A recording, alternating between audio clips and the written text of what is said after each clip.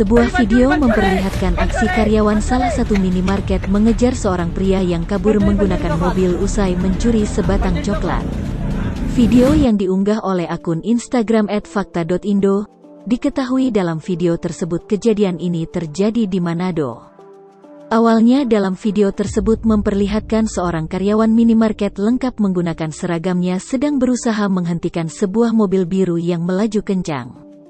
Mobil tersebut diduga milik seorang pria yang diduga nekat mencuri sebatang coklat dan kabur saat aksinya diketahui. Dalam video tersebut juga terdengar suara sang perekam dan temannya yang mengejar pelaku dengan berteriak mengatakan pencuri coklat di jalan tersebut. Sampai video ini dibuat belum diketahui bagaimana kelanjutan dari kisah tersebut.